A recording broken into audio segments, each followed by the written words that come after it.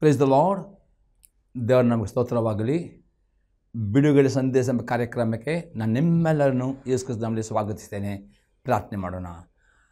ಪರಲೋಕದ ದೇವರೇ, ಯೇಸು ಕ್ರಿಸ್ತನ ನಾಮದಲ್ಲಿ ನಾವು ನಿನ್ನ ಸನ್ನಿಧಾನಕ್ಕೆ ನಾವು ಬಂದಿದ್ದೇವೆ.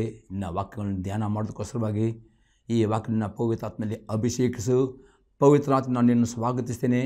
ನಿನ್ನ ಒಳ್ಳೆಯ ಬೋಧಕನಾಗಿದ್ದುಕೊಂಡು ಇವತ್ತಿನ ಸಂದೇಶ ಮುಖಾಂತರ ನೀನು ನಿನ್ನ ಜನರ ಸಂಗಡ ಮಾತನಾಡೋ ಪವಿತ್ರಾತ್ಮನೇ, ಇವಾಗ ಕೇಳುವ ಪ್ರತಿಯೊಂದು ಆತ್ಮಗಳಿಗೆ ಜೀವವನ್ನು, ಪ್ರೋತ್ಸಾಹವನ್ನು, ಭಕ್ತಿ ಅಭಿವೃದ್ಧಿಯನ್ನು ಮತ್ತು ಬಿಡುಗಡೆಯನ್ನುಂಟು ಮಾಡಿ ನಾನು ಬೇಡಿಕೊಳ್ತೇನೆ ಯೇಸು ಕ್ರಿಸ್ತನ ನಾಮದಲ್ಲಿ, ಆಮೇನ್. ಇವತ್ತಿನ ಧ್ಯಾನ ಮಾಡ್ತೇವೆ ಕೀರ್ತನೆಗಳ ಪುಸ್ತಕದಲ್ಲಿ 18ನೇ ಕೀರ್ತನೆಯಲ್ಲಿ 23 ಮತ್ತು 24ನೇ ವಾಕ್ಯ. ನಾನು ಆತನ ದೃಷ್ಟಿಯಲ್ಲಿ ನಿರ್ದೋಷಿಯು, ಪಾಪದಲ್ಲಿ ಬೀಳದಂತೆ ಜಾಗರೂಕತೆಯಿಂದ ನಡೆದುಕೊಂಡೇನು. ಆದುದರಿಂದ ನಾನು ನೀತಿವಂತನು ನಿರಪರಾಧಿ ಎಂದು ನೋಡಿ ಇವನು ತಕ್ಕ ಪ್ರತಿಫಲವನ್ನು ಕೊಟ್ಟನು. ದಾವೀದನು ಈ ಒಂದು ಕೀರ್ತನೆಯಲ್ಲಿ ಆ ಶತ್ರುಗಳಿಂದ, ಸೈತನ ಕೈಯಿಂದ ತನ್ನ ತಪ್ಪಿಸಬೇಕೆಂಬುದಾಗಿ ಪ್ರಾರ್ಥನೆ ಮಾಡುವ ಒಂದು ಕೀರ್ತನೆ ಆಗಿದೆ. ಆ ಶತ್ರುಗಳಿಂದ ಅವನು ತಪ್ಪಿಸಬೇಕಾದ್ರೆ ಆತನು ಇಲ್ಲಿ ಹೇಳ್ತಾನೆ, ನಾನು ಆತನ ದೃಷ್ಟಿಯಲ್ಲಿ, ದೇವರ ದೃಷ್ಟಿಯಲ್ಲಿ ನಿರ್ದೋಷಿಯು, ಪಾಪದಿ ಬೀಳದಂತೆ ನಡೆದುಕೊಂಡೆನು. ಆದ್ದರಿಂದ ದೇವರು ನಾನು ನೀತಿವಂತ ನಿರಪರಾಧಿ ಎಂದು ನೋಡಿ ದೇವರು ತಕ್ಕ ಪ್ರತಿಫಲವನ್ನು ಕೊಟ್ಟರು. ಹಾಗಾದರೆ ಇವತ್ತು ದೇವರು ನಿಮಗೆ ಪ್ರತಿಫಲ, ನಿಮ್ಮ ನಡತೆಗೆ ತಕ್ಕ ಹಾಗೆ ಆತನ ಪ್ರತಿಫಲ ಕೊಡಬೇಕಾದರೆ, ಆತ ನಿಮ್ಮನ್ನು ಶತ್ರುಗಳ ಕೈಯಿಂದ, ನಿಮ್ಮನ್ನು ರೋಗದಿಂದ, ಅಪಘಾತ, ದುರ್ಮರಣ, ದುರ್ಘಟನೆಯಿಂದ ತಪ್ಪಿಸಿ ಕಾಪಾಡಬೇಕಾದರೆ ನೀವು ದೇವರ ದೃಷ್ಟಿಯಲ್ಲಿ ನಿರ್ದೋಷಿಯು, ಪಾಪದ ಬೀಳ ಜಾಗರೂಕರಾಗಬೇಕು. ಹಾಗಾದರೆ ನಿಮ್ಮ ನೀತಿವಂತಿಗೆ ನೋಡಿಕೊಂಡು ನಿಮ್ಮ ಕೃತ್ಯಕ್ಕೆ ತಕ್ಕ ಪ್ರತಿಫಲ ಕೊಡೋದು. ಹಾಗಾದರೆ ಯಾವ ರೀತಿಯಲ್ಲಿ ದೇವರಲ್ಲಿ ನಿರ್ದೋಷವಾಗಿ ಜೀವಿಸಬಹುದು, ಏನು ಹೇಗೆ ಎಂಬುದಾಗಿ ಕ್ಲಿಯರಾಗಿ ಕೆಲವು ಸಂಘ ನೋಡೋಪ್ರೆ. ಮೊದಲನೇ ಸಂಘ ನೋಡ್ತೇವೆ, ದೇವರ ಮುಂದೆ ದೋಷವಿಲ್ಲದವರಾಗಿ ನಡೆಯುವರು ಆಗಬೇಕು. ಆದಿಕಾಂಡ ಪುಸ್ತಕ 17ನೇ ಆದಿಯಲ್ಲಿ 1ನೇ ವಾಕ್ಯ.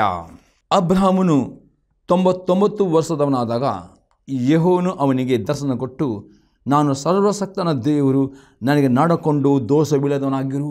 ಪ್ರಿಯ ದೇವರು ಅಬ್ರಹಾಮನನ್ನು ಆಶೀರ್ವಾದ ಮಾಡಿದನು. ಅವನಿಗೆ ಮಗುವಿನ ಆಶೀರ್ವಾದ ಬೇಕಿತ್ತು.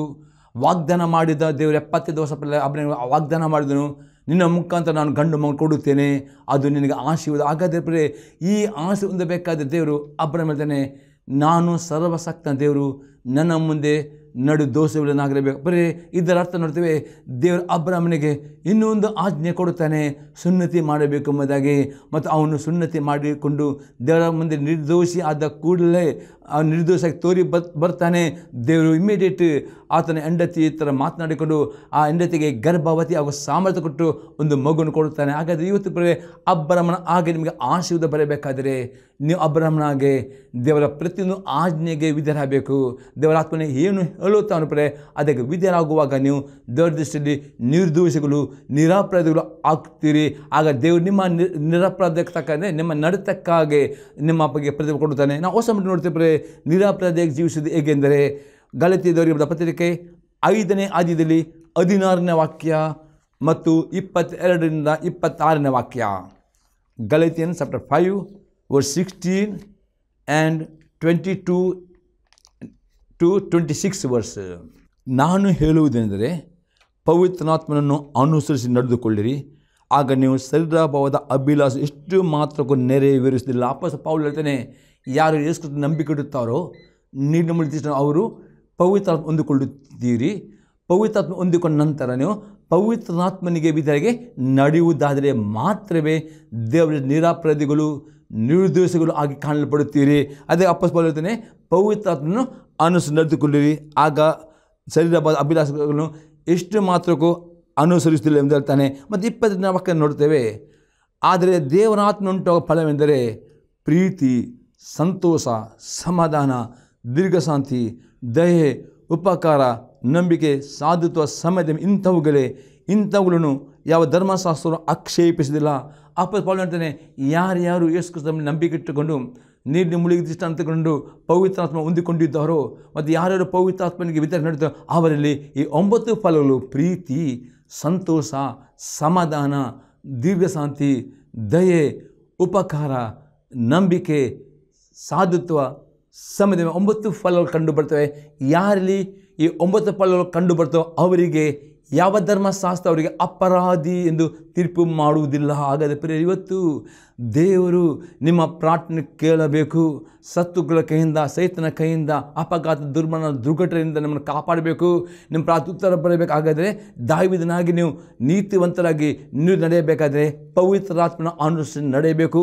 ಪವಿತ್ರಾತ್ಮನಿಗೆ ವಿಧರಾಗುವ ಈ 9 ಫಲಗಳನ್ನು ತೋರಿ ಬರ್ತವೆ. ಆಗ ಯಾವ ಧರ್ಮಶಾಸ್ತ್ರ ನಿಮಗೆ ಅಪರಾಧಿ ತೀರ್ಪು ಮಾಡುವುದಿಲ್ಲ ಅಂತ ಹೇಳ್ತದೆ. ಮತ್ತು 24ನೇ ವಾಕ್ಯ ನೋಡ್ತೇವೆ, ಕ್ರಿಸ್ತ ಯೇಸುವಿನವರು ತಮ್ಮ ಶರೀರ ಭಾವವನ್ನು ಅದರ ವಿಷಾಭಿಲಾಷೆ ಸ್ವೇಚ್ಛಾಭಿಲಾಷೆ ಸಹಿತ ಸಿಲುಬೆಗೆ ಹಾಕಿದವರು. ಪ್ರತಿದಿನವೂ ಪ್ರತಿ ಗಳಿಗೆ ಪ್ರೇರೆ ನೀವು ಪವಿತ್ರಾತ್ಮನಿಗೆ ವಿಧೇಯರಾಗುವಾಗ ನಿಮ್ಮ ಶರೀರಾದಿನ ಸ್ವಭಾವವನ್ನು ದಿನಾಲು ಕ್ರೂಜಿಗೆ ಹಾಕಬೇಕು. ಅಂದರೆ ಅದು ನಿರಾಕರಿಸಬೇಕು. ಶರೀರ ಸ್ವಭಾವವನ್ನು ಹಾಗೆ ಮಾಡುವರಾಗಬೇಕು. ಮತ್ತು 25ನೇ ಮತ್ತು 20ನೇ ವಾಕ್ಯ ನೋಡ್ತೇವೆ, ನಾವು ಆತ್ಮದಿಂದ ಜೀವಿಸ್ತಾನೆ ಆತ್ಮನ ಅನುಸರಿಸಿ ನಡೆಯೋಣ. ಪ್ರೇರೆ ಈ ಶರೀರಾದಿನ ಸ್ವಭಾವವನ್ನು ದಿನ ಹಾಗೆ ಮಾಡಿದರೆ ನಿಮ್ಮ ಆತ್ಮದಲ್ಲಿ ಜೀವ ತುಂಬಲ್ಪಡುತ್ತದೆ. ನೀವು ಪವಿತ್ರಾತ್ಮ ಭರಿತರಾಗ್ತೀರಿ ಮತ್ತು ಆತ್ಮನನ್ನು ಪವಿತ್ರಾತ್ಮ ಅನುಸರಿಸಿ ನಡೆಯುವರಾಗ್ತೀರಿ. ಮತ್ತು 26ನೇ ವಾಕ್ಯದಲ್ಲಿ ಅಹಂಕಾರಿಗಳು, ಒಬ್ಬರ ಮೇಲೆ ಕೆಣಕುವರು, ಒಬ್ಬರ ಮೇಲೆ ಮಸರು ಆಗದೆ ಇರೋಣ. ಪ್ರೇರೆ ಆಗ ನೀವು ಈ ಅಹಂಕಾರಿಗಳು ಆಗುವುದಿಲ್ಲ, ಒಬ್ಬರೊಬ್ಬನ ಕೆಣಕುವುದಿಲ್ಲ, ಮಸರಿಲ್ಲದೆ ಪವಿತ್ರಾತ್ಮನಿಗೆ ಅಧೀನಾಗಿ ನಡೀತೀರಿ. 9 ಫಲಗಳು, ಈ 9 ಫಲಗಳು ಯಾರು ಕಂಡು ಬರ್ತಾವೋ ಅವರು ದೇವರ ನಿರಾಪರಾಧಿಗಳು. ಯಾವ ಧರ್ಮಶಾಸ್ತ್ರವೂ ಆಗಬಹುದು, ಯಾವ ಸೈತನವರಿಗೆ ಅಪರಾಧಿ ತೀರ್ಪು ಕೊಡುವುದಿಲ್ಲ. ಇಂಥವರ ನಡತೆ ದೇವರು ಪ್ರತಿಫಲ ಕೊಡುತ್ತಾನೆ ನಿಮ್ಮ ದಾವೀದನಲ್ಲಿ ಹೇಳುತ್ತಾನೆ. ಪ್ರೇರೆ ಈಗ 2ನೇ ಸಂಘ ನೋಡ್ತೇವೆ, ಪ್ರೇರೆ ಪರಿಶುದ್ಧರಾಗಿ ಜೀವಿಸಬೇಕು. 2ನೇ ಕೊರಿಂಥಿಯದವರ ಪತ್ರಿಕೆ 7ನೇ ಅಧ್ಯಾಯದಲ್ಲಿ 1ನೇ ವಾಕ್ಯ, 2 Corinthians chapter 7 verse 1. ಪ್ರಿಯರೇ, ಈ ವಾಗ್ದಾನಗಳು ನಮಗಿರುವುದರಿಂದ ನಾವು ಶರೀರ ಆತ್ಮಗಳ ಕಲ್ಮಸವನ್ನು ತೊಲಗಿಸಿ ನಮ್ಮನ್ನು ಶುಚಿ ಮಾಡಿಕೊಂಡು ದೇವರ ಭಯದಿಂದ ಕೂಡಿದವರಾಗಿ ಪವಿತ್ರತ್ವವನ್ನು ಸಿದ್ಧಿಗೆ ತರುವುದಕ್ಕೆ ಪ್ರಯತ್ನಿಸೋಣ. ಪೌಲನು ಪ್ರಿಯರೇ ಇಲ್ಲಿ ಹೇಳುತ್ತಾನೆ, ದೇವರ ಮಕ್ಕಳಿಗೆ ಹಲವು ಅನೇಕ ವಾಗ್ದಾನ ಕೊಟ್ಟು 1000ಕ್ಕಿಂತಲೂ ವಾಗ್ದಾನ ಕೊಟ್ಟಿದ್ದಾನೆ. ಈ ಪ್ರತಿಯೊಂದು ವಾಗ್ದಾನಗಳು ನಿಮ್ಮದಾಗಬೇಕಾ? ವಾಗ್ದಾನದ ಫಲವನ್ನು ಹೊಂದಿಕೊಳ್ಳಬೇಕಾ? ನೀವು ದಿನಾಲು ದೇವರ ವಾಕ್ಯದ ಮುಖಾಂತರ ನಿಮ್ಮ ಶರೀರ ಆತ್ಮ ಕಲ್ಮಶ ತೊಲಗಿಸಿಕೊಂಡು ಪರಿಶುದ್ಧರಾಗಿ ಜೀವಿತಕ್ಕೆ ಪ್ರಯತ್ನ ಮಾಡುವಾಗ ಎಲ್ಲ ವಾಗ್ದಾನಗಳು ನಿಮ್ಮ ಜೀವಿತದಲ್ಲಿ ಅದು ಕಾರ್ಯವಾಗ್ತವೆ. ವಾಗ್ದಾನದ ಫಲವನ್ನು ಅನುಭವ ಮಾಡಲಿಕ್ಕೆ ಸಾಧ್ಯವಾಗ್ತದೆ ಎಂದು ಅಪೊಸ್ತಲನು ಪೌಲನು ಹೇಳುವನಾಗಿದ್ದಾನೆ. ಪರೇ 3ನೇ ಸಂಗತಿ ನೋಡ್ತೇವೆ, ದೇವರ ಮೇಲೆ ಸಂಪೂರ್ಣದ ಭರವಸೆಯನ್ನು ಇಡುವವರು ಆಗಬೇಕು. ಐಸಾಯ ಪ್ರವಾದನೆ ಪುಸ್ತಕ 26ನೇ ಅಧ್ಯಾಯದಲ್ಲಿ 3ನೇ ವಾಕ್ಯ, ಐಸಾಯ ಚಾಪ್ಟರ್ 26 verse 3. ಸ್ಥಿರಚಿತ್ತನನ್ನು ಶಾಂತಿ ನೆಲೆಗೊಳಿಸಿ ಕಾಯುವಿ, ಅವನಿಗೆ ನಿನ್ನಲ್ಲಿ ಭರವಸವಿದೆ. ಸ್ಥಿರಚಿತ್ತವನ್ನು ಬಂದರೆ ಯಾರು ದೇವರ ವಾಕ್ಯಕ್ಕೆ ವಿಧೇಯರಾಗ್ತಾರೋ ಅವರ ಮನಸ್ಸು ಸ್ಥಿರವಾಗುತ್ತೆ. ಅವರು ಸ್ಥಿರವಾಗಿ ಅಂದರೆ ಅವರ ಮನಸ್ಸು ಏಕಾಗ್ರತೆ ಅಂದರೆ ಸ್ಥಿರಚಿತ್ತ ಅಂದರೆ ಅರ್ಥ ದೇವರ ವಾಕ್ಯಕ್ಕೆ ಯಾರು ವಿಧೇಯರಾಗುತ್ತಾರೋ ಅವರಲ್ಲಿ ಸ್ಥಿರಚಿತ್ತ ಅಂಥ ಮನಸ್ಸನ್ನು ದೇವರು ಶಾಂತಿ ನೆಲೆಗೊಳಿಸಿ ಇವತ್ತು ಅನೇಕರು ಈ ಸಂದರ್ಭ ನೋಡೋರು, ಅನೇಕರು ನಿಮ್ಮ ಮನಸ್ಸಲ್ಲಿ ಅನೇಕ ವಿಧ ಚಿಂತೆಗಳನ್ನು ಮಾಡಿಕೊಂಡು ಅನೇಕ ನಾನಾ ಥರದ ರೋಗಕ್ಕೆ ಗುರಿಯಾಗಿದೆ. ಇವತ್ತು ಚಿಂತೆಯ ಮುಖಾಂತರ ನಾನಾ ಥರ ರೋಗಗಳು ಬರ್ತವೆ ಮತ್ತು ಮೆಡಿಕಲ್ ಸೈನ್ಸ್ ಹೇಳ್ತಾ ಆಗೋದು. ಇವತ್ತು ಅನೇಕರು ಚಿಂತೆ ಮಾಡಿಕೊಂಡು ಅನೇಕ ಥರ ರೋಗಕ್ಕೆ ಗುರಿಯಾಗಿದ್ದೀರಿ. ಈ ರೋಗಗಳಿಂದ ನೀವು ತಪ್ಪಿಸಬೇಕಾ ಪ್ರಿಯರೇ? ದೇವರ ಹತ್ರ ಇವತ್ತು ದಿನವೇ ಬನ್ನಿರಿ ಪ್ರಿಯರೇ. ದೇವರು ನಿಮ್ಮ ನೀತಿಗೆ ತಕ್ಕ ಪ್ರತಿಫಲ ಕೊಡಬೇಕಾದರೆ ನಿಮ್ಮ ಮನಸ್ಸು ಸ್ಥಿರವಾಗಬೇಕು. ನಿಮ್ಮ ಮನಸ್ಸಿನಲ್ಲಿ ದೇವರೆಲ್ಲ ಆಜ್ಞೆಗೆ ವಿಧರಾಗುವುದಾದರೆ ದೇವರ ಮನಸ್ಸು ಎಲ್ಲ ಚಿಂತೆಗಳು ನಿಮ್ಮನ್ನು ಕಾಯುತ್ತಾನೆ. ನಿಮಗೆ ಯಾವ ಚಿಂತೆಗಳು ಮುಟ್ಟದಂತೆ ನಿಮ್ಮ ಮನಸ್ಸು ಕಾಯುತ್ತಾರೆ. ಯಾಕಂದರೆ ನಿಮಗೆ ದೇವರ ಭರವಸೆ ಉಂಟು ಆಗುತ್ತೆ. ಇವತ್ತು ಲೋಕದಲ್ಲಿ ಚಿಂತೆಗಳುಂಟು. ಅಪೊಸ್ತಲನಾದ ಪೌಲನು ಹೇಳ್ತಾನೆ, ಯಾವುದ್ರ ಬಗ್ಗೆ ಚಿಂತೆ ಮಾಡಬೇಡ್ರಿ, ಎಲ್ಲ ಚಿಂತೆಯನ್ನು ಪ್ರಾರ್ಥನೆ ಒಪ್ಪಿಸಿಕೊಡಬೇಕು. ದೇವರು ಉತ್ತರ ಕೊಡುವ ತನಕ ನಿಮ್ಮ ಮನಸ್ಸು ಶಾಂತಿ ನೆಲೆಗೊಳ್ಳಬೇಕಾದರೆ ನಿಮಗೆ ಸ್ಥಿರ ಮನಸ್ಸು ಬೇಕು. ಸ್ಥಿರ ಚಿತ್ತ ಬಂದರೆ ದೇವರ ವಾಕ್ಯಕ್ಕೆ ನೀವು ವಿಧರಾಗಿಕೊಂಡು ಪ್ರಾರ್ಥನೆ ಮಾಡುವುದಾದರೆ ಏನು ಪ್ರಾರ್ಥನೆ ಮಾಡಿದರೂ ಅದು ಉತ್ತರ ಬರ್ತದೆ ಎಂಬ ಭರವಸೆ ನಿಮ್ಮಲ್ಲಿ ಇರುತ್ತದೆ ಎಂಬುದಾಗಿ ನಾವು ನೋಡ್ತೇವೆ. ಯಾಕಂದರೆ 1 ಯೋಹನ ಪತ್ರಿಕೆ 3ನೇ ಅಧ್ಯಾಯದಲ್ಲಿ 22ನೇ ವಾಕ್ಯ, 1 John chapter 3 verse 22. ಮತ್ತು ನಾವು ಆತನ ಆಜ್ಞೆಗಳನ್ನು ಕೈಕೊಂಡು ನಡೆದು ಆತನಿಗೆ ಮೆಚ್ಚುಗೆದ ಕಾರ್ಯಗಳನ್ನು ಮಾಡುವರಾಗುವುದಾದರೆ ಏನು ಬೇಡಿಕೊಂಡರೂ ಆತನಿಂದ ದೊರೆಯುತ್ತೇವೆ. ಹೌದು ಪ್ರಿಯರೇ, ಅನೇಕರು ಪ್ರಾರ್ಥನೆ ಮಾಡ್ತೀರಿ, ಪ್ರಾರ್ಥನೆ ಮಾಡಿದ್ರೆ ಉತ್ತರ ಬರುವುದಿಲ್ಲ, ಚಿಂತೆ ಬಿಡುಗಡೆಯಾಗುವುದಿಲ್ಲ. ಇವತ್ತು ನಿಮ್ಮ ಚಿಂತೆ ಬಿಡುಗಡೆಯಾಗಬೇಕಾ? ಉತ್ತರ ಬರೋ ತನಕ ನಿಮಗೆ ಮನಸ್ಸಿಗೆ ಸಮಾಧಾನ ಬೇಕಾ? ಪ್ರಿಯರೇ, ನೀವು ನಿಮ್ಮ ನಡತೆಯಲ್ಲಿ ನೀತಿವಂತರಾಗಿ ಬರಬೇಕು ಅಂದರೆ ಅದು ಅರ್ಥವಾಗಿದೆ. ದೇವರ ಪ್ರತಿಯೊಂದು ಆಜ್ಞೆ ಕೈಕೊಂಡು ನಡೆಯುವುದೇ ಸ್ಥಿರಚಿತ್ತರು ಆಗಿದ್ದಾರೆ ಪ್ರೇ. ಇದರ ವಾಕ್ಯಗಳನ್ನು ಕೈಕೊಂಡು ನಡೆಯುವಾಗ ನೀವು ಏನು ಬೇಡಿಕೊಂಡಿದ್ದರೂ ಅದರ ಉತ್ತರ ಹೊಂದಿತು ಎಂಬ ಭರವಸೆ ನಿಮ್ಮಲ್ಲಿ ಬರ್ತದೆ. ಆಗ ಅಂಥವರನ್ನು, ಆ ಸ್ಥಿರಚಿತ್ತರನ್ನು ದೇವರು ಯಾವ ಚಿಂತೆ ನಿಮಗೆ ಮುಟ್ಟದಂತೆ ನಿಮ್ಮ ಮನಸ್ಸು ಆಲೋಚನೆ ಕಾಪಾಡುತ್ತಾನೆ ಮತ್ತು ತಕ್ಕ ಸಮಯದಲ್ಲಿ ನಿಮ್ಮೆಲ್ಲ ಪ್ರಾರ್ಥನೆಗೆ ಉತ್ತರ ಕೊಡ್ತಾನೆ, ನಿಮಗೆ ಪ್ರತಿಫಲ ಕೊಡುತ್ತಾನೆ. ಹಾಗಾದರೆ ಈ ಸ್ಥಿರ ಚಿತ್ತನನ್ನು ದೇವರು ಶಾಂತಿ ನೆಲೆಗೊಳಿಸಿ ಕಾಯುತ್ತಾನೆ. ಯಾಕೆ? ಅವನಿಂದ ಭರವಸವಿದೆ. ಯಾಕೋಬನ ಬರೆದ ಪತ್ರಿಕೆ 1ನೇ ಅಧ್ಯಾಯದಲ್ಲಿ 22ನೇ ಮತ್ತು 25ನೇ ವಾಕ್ಯ, James chapter 1 verse 22 and 25 verse. ವಾಕ್ಯದ ಪ್ರಕಾರ ನಡೆಯುವರಾಗಿರಿ, ಅದನ್ನು ಕೇಳುವರು ಮಾತ್ರ ಆಗಿದ್ದು ನಿಮ್ಮನ್ನು ನೀವೇ ಮೋಸಗೊಳಿಸಬೇಡಿರಿ. ಅಪ್ಪಸ್ತಲ ಯಾಕೋ ಬರ್ತಾನೆ, ನೀವು ಏನು ಈ ವಾಕ್ಯವನ್ನು ಟಿ ವಿ ಮದುವೆ ಕೇಳುತ್ತೀರೋ ಬರೀ ಕೇಳುವವರೇ ಮಾತ್ರವೇ ಆಗಬೇಡಿರಿ. ಈ ಕೇಳಿದ ವಾಕ್ಯಗಳನ್ನು ನಿಮ್ಮ ನೋಟ್ಬುಕ್ನಲ್ಲಿ ಬರೆದಿಟ್ಟುಕೊಳ್ಳಿರಿ, ಪುನಃ ಇದನ್ನು ಓದಿರಿ, ಧ್ಯಾನ ಮಾಡಿರಿ, ಪುನಃ ಈ ಯೂಟ್ಯೂಬನ್ನು ಪುನಃ ಕೇಳಿಕೊಳ್ಳಿರಿ, ಸರಿಯಾಗಿ ಅರ್ಥ ಮಾಡಿಕೊಳ್ಳಿರಿ. ಬರೀ ಕೇಳುವುದಾದರೆ ಮೋಸ ಹೋಗ್ತೀರಿ, ಆದರೆ ಕೇಳಿ ಕೈಕೊಂಡು ನಡೆಯುವುದಾದರೆ 25ನೇ ವಾಕ್ಯ ಜೇಮ್ಸ್ ಚಾಪ್ಟರ್ 1 ವರ್ಸ್ 25, ಯಾಕೋಬ 1:25ನೇ ವಾಕ್ಯ ಹೀಗೆ ಹೇಳ್ತದೆ, ಆದರೆ ಬಿಡುಗಡೆಯುಂಟು ಮಾಡುವ ಸರ್ವೋತ್ತಮ ಧರ್ಮ ಪ್ರಮಾಣ ಲಕ್ಷ್ಯ ಕೊಟ್ಟು ನೋಡಿ, ಇನ್ನೂ ನೋಡುತ್ತಲೇ ಇರುವವನು ವಾಕ್ಯವನ್ನು ಕೇಳಿ ಮರೆತು ಹೋಗುವನಾಗಿರದೆ ಅದರ ಪ್ರಕಾರ ನಡೆಯುವನಾಗಿದ್ದು ತನ್ನ ನಡತೆ ಧನ್ಯನಾಗುವನು. ಈ ಕೇಳುವ ಸಂದೇಶವು ನಿಮಗೆ ಪರಿಪೂರ್ಣ ಎಲ್ಲ ಕಷ್ಟದಿಂದ, ಎಲ್ಲ ರೋಗದಿಂದ, ಎಲ್ಲ ಶಾಪದಿಂದ, ಎಲ್ಲ ಸಾಲದಿಂದ ನಿಮಗೆ ಬಿಡುಗಡೆ ಕೊಡುತ್ತದೆ. ಅದು ಬಿಡುಗಡೆ ಬೇಕಾದರೆ ಅಪ್ಪ ಯಾಕೋ ಹೇಳ್ತಾನೆ, ಆದರೆ ಬಿಡುಗಡೆ ಅಂದರೆ ಈ ಸಂದೇಶದಲ್ಲಿ ಬಿಡುಗಡೆ ಉಂಟು. ಅದಕ್ಕೆ ಏನು ಹೇಳ್ತಾನೆ, ಈ ಸಂದೇಶವನ್ನು ಲಕ್ಷ್ಯ ಕೊಟ್ಟು ಇನ್ನೂ ನೋಡಿ, ಈ ಒಂದೊಂದು ವಾಕ್ಯವನ್ನು ಮರೆತು ಬಿಡಬೇಡಿರಿ, ಒಂದೊಂದು ಪಾಯಿಂಟನ್ನು ಮರೆತು ಬಿಡಬೇಡಿ, ಅದನ್ನು ಪುನಃ ಕೇಳಿರಿ, ಅರ್ಥ ಮಾಡಿಕೊಳ್ಳಿರಿ, ಲಕ್ಷ್ಯ ಇಟ್ಟು ಅದಕ್ಕೆ ವಿಧೇಯರಾಗಿದ್ದರೆ ನಿಮ್ಮ ಎಲ್ಲ ನಡತೆಯಲ್ಲಿನೂ ಧನ್ಯರಾಗುತ್ತೀರಿ. ದೇವರು ನಿಮಗೆ ನಿಮ್ಮ ನಡತೆಗೆ ತಕ್ಕ, ನಿಮ್ಮ ನೀತಿ ತಕ್ಕ ಪ್ರತಿಫಲ ಕೊಡುತ್ತಾನೆ. ಅದೇ ಈ ಬರೀ ಕೇಳಿ ಅದನ್ನು ಮರೆತು ಬಿಡುವುದರೆ ನೀವು ಮೋಸ ಹೋಗ್ತೀರಿ. ಯಾವ ದೇವರ ಆತ್ಮನು ಈ ಸಂದೇಶ ಮುಖ ಮೇಲೆ ಮಾತನಾಡುತ್ತಾನೆ. ಅನೇಕ ಕುಟುಂಬಗಳು ಕಷ್ಟದಲ್ಲಿ ಉಂಟು ದೇವರು ತೋರಿಸ್ತಾ ಇದ್ದಾನೆ. ಅನೇಕರು ತುಂಬ ಸಾಪಲ್ಲಿದ್ದೀರಿ, ಸಾಲದಲ್ಲಿದ್ದೀರಿ, ರೋಗದಲ್ಲಿದ್ದೀರಿ, ಕಷ್ಟದಲ್ಲಿದ್ದೀರಿ. ದೇವರ ಆತ್ಮನ ಸಂದೇಶ ಮುಖ ಬಿಡುಗಡೆ ಭಾವಿಸ್ತಾನೆ. ಅದು ಬಿಡುಗಡೆ ಬೇಕಾ?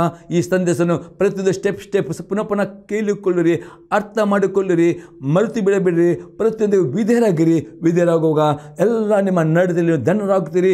ದೇವರು ನಿಮ್ಮ ಪ್ರತಿಫಲ ಕೊಡುವವನು ಆಗಿದ್ದಾನೆ. ಪ್ರೇರೆ 6ನೇ ಸಂಗತಿ ನೋಡ್ತೇವೆ, ದೇವರ ಚಿತ್ತಕ್ಕೆ ವಿಧೇಯರಾಗುವವರು ಆಗಬೇಕು. ಎಫೆಸ ದವರ ಪತ್ರಿಕೆ 5ನೇ ಅಧ್ಯಾಯದಲ್ಲಿ 15ರಿಂದ 17 ವಾಕ್ಯ. ಎಫೆಸನ್ ಚಾಪ್ಟರ್ 5 ವರ್ಸ್ 15 to 17 ವರ್ಸ್. ಆದ ಕಾರಣ ನೀವು ನಡ್ಕೊಳ್ಳುವ ರೀತಿಯನ್ನು ಕುರಿತು ಚೆನ್ನಾಗಿ ನೋಡಿಕೊಳ್ಳಿರಿ, ಜ್ಞಾನವಿಲ್ಲದವರಾಗಿರದೆ ಜ್ಞಾನವಂತರಾಗಿರಿ. ಈ ದಿನಗಳು ಕೆಟ್ಟವುಗಳಾಗಿವೆ, ಆದುದರಿಂದ ಕಾಲವನ್ನು ಸುಮ್ಮನೆ ಕಳಕೊಳ್ಳದೆ ಅದನ್ನು ಬೆಲೆಯುಳ್ಳದೆಂದು ಉಪಯೋಗಿಸಿಕೊಳ್ಳಿರಿ ಮತ್ತು ಬುದ್ಧಿಹೀನರಾಗಿ ನಡೆಯದೆ ಕರ್ತನ ಚಿತ್ತವೇನೆಂದು ವಿಚಾರಿಸಲಿದ್ದವರಾಗಿರಿ. ಪೌಲ ಹೇಳ್ತಾನೆ, ಈ ದಿನಗಳು ಕೆಟ್ಟ ದಿನಗಳಾಗಿವೆ. ಈ ಕೆಟ್ಟ ದಿವಸಗಳಲ್ಲಿ ನೀವು ಸಕ್ಸಸ್ ಆಗಬೇಕು. ಇವತ್ತು ನಿಮ್ಮ ಬಿಸ್ನೆಸ್ ಸಕ್ಸಸ್ ಆಗಬೇಕಾ, ನಿಮ್ಮ ಮ್ಯಾರೇಜ್ ಲೈಫ್, ನಿಮ್ಮ ದಾಂಪತ್ಯ, ನಿಮ್ಮ ಕುಟುಂಬ ಜೀವಿತ, ನಿಮ್ಮ ಮದುವೆ ಜೀವಿತ ಸಕ್ಸಸ್ ಆಗಬೇಕಾ, ನಿಮ್ಮ ಸೇವೆ ಸಕ್ಸಸ್ ಆಗಬೇಕಾ? ಪ್ರಿಯರೇ, ಪ್ರತಿಯೊಂದು ಮಾಡುವಾಗ ದೇವ ನಿನ್ನ ಜ್ಞಾನವನ್ನು ನನಗೆ ಕೊಡು. ನೀವು ದೇವರ ಹತ್ರ ಕೇಳುವುದರೆ ಪ್ರತಿಯೊಬ್ಬರಿದ್ದರೂ ಉದಾರ ಮನಸ್ಸಿನಿಂದ ನಿಮಗೆ ಜ್ಞಾನವನ್ನು, ನಿಮ್ಮ ಭವಿಷ್ಯವನ್ನು 100% ಪವಿತ್ರ ಮುಖಾಂತರ ನಿಮಗೆ ತಿಳಿಯಪಡಿಸೋನಾಗಿದ್ದೇನೆ. ಕನಸಿನ ಮುಖಾಂತರ ಆಗ್ಬೋದು, ದರ್ಶನ ಮುಖಾಂತರ ಆಗ್ಬೋದು, ವಾಕ್ಯದ ಮುಖಾಂತರ ಆಗ್ಬೋದು, ಪ್ರವಾದನೆ ಮುಖಾಂತರ 100% ನೀವು ಈ ಕೆಲಸವನ್ನು ಈ ಬಿಸ್ನೆಸ್ ಮಾಡಬೇಕಾ, ಅಥವಾ ಈ ಊರಿನಿಂದ ಇನ್ನೊಂದು ಊರಿಗೆ ಹೋಗಬೇಕಾ, ಅಥವಾ ನೀವು ಮದುವೆ ಜೀವಿತ ಬಗ್ಗೆ ಪ್ರತಿಯೊಂದು ಬಗ್ಗೆ ನೀವು ದೇವರ ಹತ್ರ ಜ್ಞಾನ ಕೇಳಬೇಕು.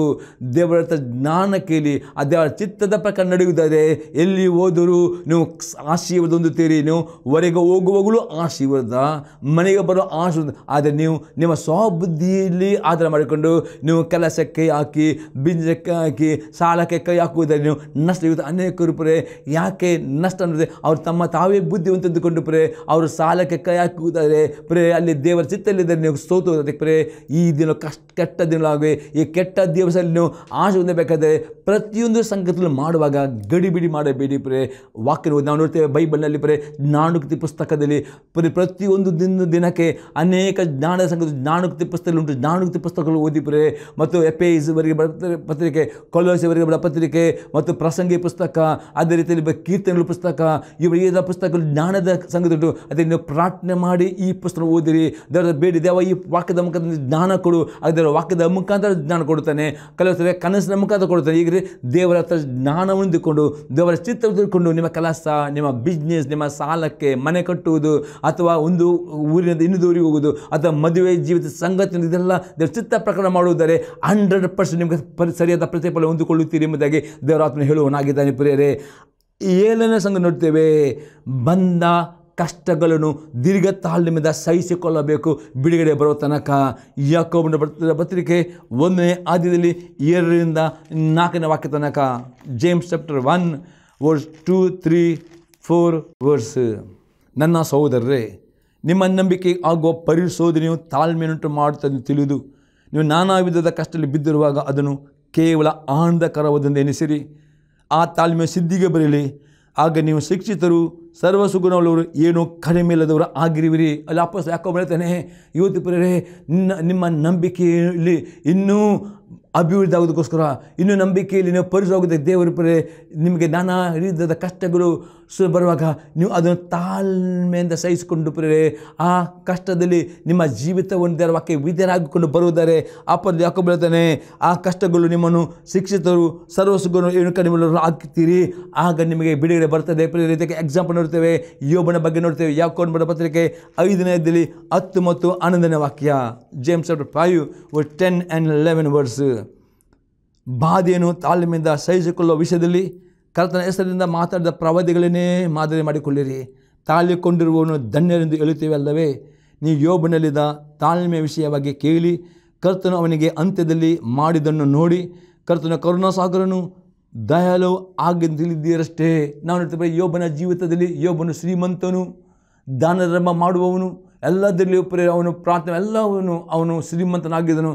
ಯಾಕೆ ಅವನ ಮೇಲೆ ಕಷ್ಟದ ಮೇಲೆ ಕಷ್ಟ ಬಂತು? ಒಂದೇ ಕಾರಣ ಪ್ರಿಯರೇ, ಯೋಬನಲ್ಲಿ ಅಹಂಕಾರ ಇತ್ತು. ತಾನೇ ನೀತಿವಂತನು, ತಾನೇ ಪರಿಶುದ್ಧನು, ತನಗೆ ಇಂದ ಅಹಂಕಾರ ಅವನಲ್ಲಿ ಇದ್ದ ನಿಮಿತ್ತವಾಗಿ ದೇವರು ಅವನನ್ನು ಸೈತಾನಕ್ಕೆ ಒಪ್ಪಿಸಿಕೊಡುತ್ತಾನೆ. ಅವನ ಅಹಂಕಾರವನ್ನು ಮುರಿದಕ್ಕೋಸ್ಕರ, ಯಾಕಂದರೆ ವಾಕ್ಯದಲ್ಲಿ ಅಹಂಕಾರಿಗಳು ದೇವರು ಶಿಕ್ಷಿಸ್ತಾನೆ. ಅದಕ್ಕೆ ದೇವರು ಅವನಿಗೆ ಆ ದೀನ ಮನಸ್ಸು ಬರುವುದಕ್ಕೆ, ಅವನು ದೇವರ ಮುಂದೆಯಲ್ಲಿ ನಿರ್ದೋಷೋದಕ್ಕೆ ಅವನಿಗೆ ಕಷ್ಟ. ಇವತ್ತು ಪ್ರಿಯರೇ, ನಿಮ್ಮ ಜೊತೆ ಕಷ್ಟ ಬಂದರೆ ಅದಕ್ಕೊಂದು ಕಾರಣ ಉಂಟು. ಕಾರಣವಿಲ್ಲದೆ ಎಂದಿಗೂ ಸೈತಾನ ನಿಮ್ಮನ್ನು ಮುಟ್ಟಲಿಕ್ಕೆ ಆಗುವುದು. ದೇವರ ಅನುಮತಿ ಇಲ್ಲದೆ ಸೈತಾನ ಯೋಬನನ್ನು ಮುಟ್ಟಲಿಲ್ಲ. ದೇವರು ತಾನೇ ಅನುಮತಿ ಕೊಟ್ಟರು. ಯಾಕಂದರೆ ಯೋಬನಲ್ಲಿ ಅಹಂಕಾರ ಇತ್ತು, ಮತ್ತು ಇನ್ನೊಂದು ಪಾಪ ಅವನಲ್ಲಿ ಇತ್ತು. ಯೋಬನ ಪುಸ್ತಕ 33ನೇ ಅಧ್ಯಾಯದಲ್ಲಿ 14ನೇ ವಾಕ್ಯದಲ್ಲಿ ನಾವು ನೋಡ್ತೇವೆ. ಅಲ್ಲಿ ಎಲ್ಲಿಯೂ ಪ್ರವರ್ತನೆ ದೇವರ ಮಾತು ರೀತಿ ಒಂದುಂಟು, ಎರಡುಂಟು, ಆದರೆ ಮನುಷ್ಯರು ಲಕ್ಷದ ದೇವರು ಯೋಬನ ನಂತರ ಕನಸಲ್ಲಿ ಮಾತನ್ನು ನೋಡ್ತೇವೆ. ಪ್ರಿಯ, ದೇವರು ಯೋಬನ ನಂತರ ಒಂದಲ್ಲ ಎರಡಲ್ಲ ಕನಸಲ್ಲಿ ಮಾತಾಡಿಕೊಂಡು ಅವನಿಗೆ ಆ ಪಾಪದ ಬಗ್ಗೆ ಪಶ್ಚಾತ್ತಾಪ ಕೊಡುವುದಕ್ಕೆ ದೇವರು ಅವನಲ್ಲಿ ಮಾತನಾಡಿದನು.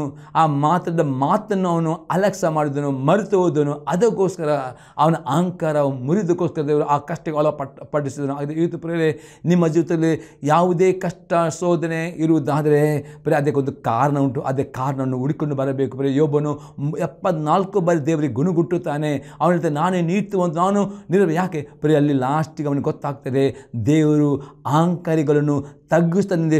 ಯೋಬನು ಪುಸ್ತಕ 40ನೇ ಅಧ್ಯಾಯ 12ನೇ ವಾಕ್ಯದಲ್ಲಿ ಯೋಬನಿಗೆ ಮನವರಿಗೆ ಅವನು ಹೇಳ್ತಾನೆ, ದೇವರು ಅಹಂಕಾರಿಗಳು. ಪ್ರಿಯರೇ, ನಿಮ್ಮ ಜೀವಿತ ಒಂದು ಯಾವುದೇ ಕಷ್ಟ ಸಮಸ್ಯೆ ಏನು ಇರುತ್ತದೆ ಅದು ನಿಮ್ಮ ವ್ಯಕ್ತಿಗತ ತಪ್ಪು ಎಂಬುದಕ್ಕೆ ಒಪ್ಪಿಕೊಳ್ಳಬೇಕು. ಪ್ರಿಯರೇ, ಯೋಬನು ಲಾಸ್ಟಿಗೆ ಪಶ್ಚಾತ್ತಾಪ ಯಾವಾಗ ಪಶ್ಚಾತ್ತಾಪಟ್ಟಿದ್ದವನು ಆವಾಗ ದೇವರು ಅವನಿಗೆ ಅವನ ಮೊದಲಿದ್ದ ಆಶೀರ್ವಾದಕ್ಕಿಂತಲೂ 2 ಪಟ್ಟು ಆಶೀರ್ವಾದವನ್ನು ಕೂಡ. ಅದೇ ರೀತಿ ಇವತ್ತು ನಿಮ್ಮ ಜೀವಿತದಲ್ಲಿ ಯಾವುದೇ ಕಷ್ಟ ಸಮಸ್ಯೆ ಬಂದಿರುತ್ತದೆ, ಅದರ ಅರ್ಥ ನೀವು ದೇವರ ಮುಂದೆ ಸರಿ ಆಗಬೇಕು. ದೇವರ ಮುಂದೆ ನಿರ್ದೋಷಗಳ ಕಾಣಬೇಕು. ಅದಕ್ಕೆ ದೇವರು ಆ ಕಷ್ಟಗಳು ಬರುವಾಗ ತಾಳ್ಮೆಯಿಂದ ಸಹಿಸಿಕೊಳ್ಳಿರಿ. ಮತ್ತು ಆ ಕಷ್ಟದ ಬಿಡಬೇಕಾ ಆದಷ್ಟು ದೇವರ ವಾಕ್ಯವನ್ನು ಆದಷ್ಟು ದೇವರ ವಾಕ್ಯವನ್ನು ಓದಬೇಕು, ಕೇಳಬೇಕು, ಧ್ಯಾನ ಮಾಡಬೇಕು, ವಿಧೇಯರಾಗಬೇಕು, ಪಶ್ಚಾತ್ತಾಪ ಪಡಬೇಕು. ಯೋಬನಿಗೆ ಪಶ್ಚಾತ್ತಾಪ ಪಡುವುದಾದರೆ ಮಾತ್ರವೇ ದೇವರು ನಿಮ್ಮನ್ನು ಕರುಣಿಸ್ತಾನೆ.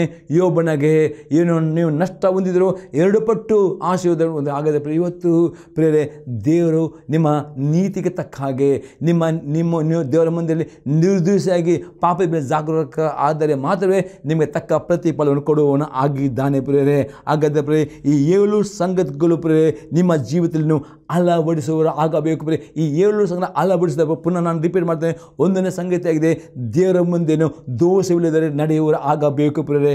2ನೇ ಸಂಗತಿ, ದಿನಗಳು ಪರಿಶುದ್ಧರಾಗಿ ಜೀವಿಸಬೇಕು. 3ನೇ ಸಂಗತಿ, ದೇವರ ಎಲ್ಲ ಆಜ್ಞೆಗಳನ್ನು ಕೈಕೊಂಡು ನಡೆಯುವರಾಗಬೇಕು. 4ನೇ ಸಂಗತಿ, ಒಂದೇ ಮನಸ್ಸನ್ನು ಅಭ್ಯಾಸ ಮಾಡುವರಾಗಬೇಕು. 5ನೇ ಸಂಗತಿ, ದೇವರ ವಾಕ್ಯಗಳನ್ನು ಕೈಕೊಂಡು ಕೇಳಿದಂಥ ಉಪದೇಶವನ್ನು ಮರೆತು ಬಿಟ್ಟು ಕೈಕೊಂಡು ನಡೆಯುವರಾಗಬೇಕು. 6ನೇ ಸಂಗತಿ, ನೀವು ಏನೋ ಕೆಲಸ ಮಾಡುವ ಎಲ್ಲದಲ್ಲಿಯೂ ದೇವರ ಚಿತ್ತವನ್ನು ಹುಡುಕುವರಾಗಬೇಕು. ದೇವರ ಚಿತ್ತಕ್ಕೆ 7ನೇ ಸಂಗತಿ, ನಿಮ್ಮ ಕಷ್ಟಗಳನ್ನು ದೀರ್ಘಿಸಿಕೊಂಡು ಪಶ್ಚಾತ್ತಾಪ ಪಡುವುದಾರೆ 100% ದೇವರು ನಿಮಗೆ 2 ಪಟ್ಟು ಆಶೀರ್ವಾದ 2 ಪಟ್ಟು ಮಾನವನ್ನು ಕೊಟ್ಟೆ ಕೊಡುವನಾಗಿದ್ದಾನೆ. ದೇವರ ನಮ್ಮ ಸ್ತೋತ್ರವಾಗಲಿ. ಈ ಸಂದರ್ಭ ನಿಮಗೆ ಉತ್ತೇಜನ ಆಗುವುದರೆ ನಿಮ್ಮ ಅಭಿಪ್ರಾಯ ತಿಳಿಸಿ. ನಿಮ್ಮನ್ನು ನಾನು ಪ್ರಾರ್ಥನೆ ಮಾಡ್ತೇನೆ. ನಾನು ಪ್ರಾರ್ಥನೆ ಮಾಡೋಣ. ತಂದೆ ದೇವರೇ, ಯೇಸು ಕ್ರಿಸ್ತನ ನಾಮದಲ್ಲಿ ಸ್ತೋತ್ರವನ್ನು ಕೊಂಡಾಡ್ತೇನೆ. ಈ ಸಂದರ್ಭ ಪ್ರತಿಯೊಬ್ಬರ ಜೀವಿತದಲ್ಲಿ ದೇವರ ಆತ್ಮನೇ ನೀನು ಕಾರ್ಯ ಮಾಡು. ಹೌದು, ದಾವೀದನು ಹೇಳಿದ ಪ್ರಕಾರ ನೀನು ನಿನ್ನ ದೃಷ್ಟಿಯಲ್ಲಿ ನಿರಪರಾಧಿಯಾಗಿ ಹೇಗೆ ಜೀವಿಸುವುದೆಂಬುದಾಗಿ ಈ ವಾಕ್ಯದ ಮೂಲಕ ಮಾತನಾಡಿದ ಪ್ರತಿಯೊಂದು ಮಾತನ್ನು ನಿನ್ನ ಮಕ್ಕಳು ನಿನ್ನ ಜನರು ಕೇಳಿ ಅದನ್ನು ಮರೆತು ಬಿಡದೆ ಅದಕ್ಕೆ ವಿದ್ಯಾರ್ಥಿ ಹೃದಯ ಕೊಟ್ಟು ಇದನ್ನು ಪ್ರತಿಯೊಬ್ಬರ ಜೀವಿತದಲ್ಲಿ ಬಿಡುಗಡೆ ಆಶೀರ್ವಾದ ದೇವರನ್ನು ಕೊಡಬೇಕು. ಯಾರು ರೋಗದಲ್ಲಿದ್ದರೋ ಅವೆಲ್ಲ ರೋಗದಿಂದ ನೀನು ಬಿಡುಗಡೆ ಮಾಡಬೇಕು. ಸಾಲದ ಬಂಧನದಿಂದ ಬಿಡುಗಡೆಗೊಳಿಸಬೇಕು. ಚಿಂತೆಯಲ್ಲಿದ್ದವರಿಗೆ ಸಮಾಧಾನ ಕೊಡಬೇಕು ಎಂದು ನಾನು ಬೇಡಿಕೊಳ್ಳುತ್ತೇವೆ ಯೇಸು ಕ್ರಿಸ್ತನ ನಾಮದಲ್ಲಿ. ಆಮೇನ್. Praise the Lord. ದೇವರು ಆಶೀರ್ವಾದ ಮಾಡಲಿ. God bless you all.